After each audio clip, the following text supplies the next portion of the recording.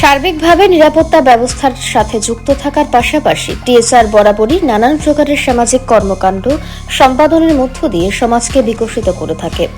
একই রকমভাবে আজ গোকুলনগরের টিএসআর প্রথম বাহিনীর উদ্যোগে এক উৎসাহপূর্ণ বৃক্ষরোপণ কর্মসূচি অনুষ্ঠিত হয়।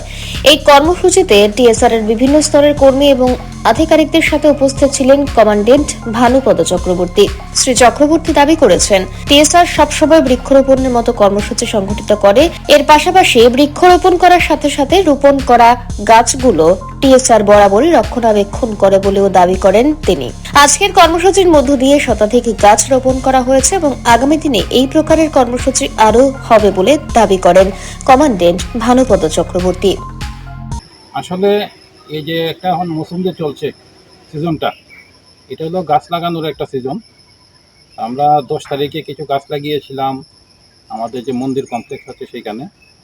আজকে এই জায়গাটাকে আমরা পঞ্চায়েতের সঙ্গে মিলে, গোকুলনগর পঞ্চায়েতের সঙ্গে মিলে এই জায়গাটাকে আমরা খুব সুন্দর করেছি, গাছ লাগানোর মতো পরিবেশ করেছি এখানের মধ্যে। সেই উপলক্ষে আর বৃষ্টিও হচ্ছে রেগুলার, এখানে আজকে আমরা বিভিন্ন ধরনের গাছ লাগাচ্ছি বেশিজনের তরফ থেকে। কতগুলা গাছ প্লান্টেশনে? আজকে 150 গাছ লাগানো হয়েছে, আরও লাগানো হবে। এই প্রসেসটা চলছে আমাদের এখানে একটা অ্যাডভান্টেজ, যে গাছগুলি লাগানো হয় সেগুলিকে আমরা নার্সিংও করি। যে দেখছেন মতো গ্রিনারি হয়েছে, এগুলি সবগুলো ম্যাক্সিমাম আমাদের লাগানো গাছ এখানে। এবং আজকে যেগুলি লাগিয়েছি আমরা ফলের গাছ, কিছু কিছু আমরা মানুষ খাবে, আর বাকিগুলো তো এখানে প্রচুর বানর আছে, বানরের ভোজনের ব্যবস্থা হবে এখানে। ব্যুরো রিপোর্ট, অবিরাম 24/7।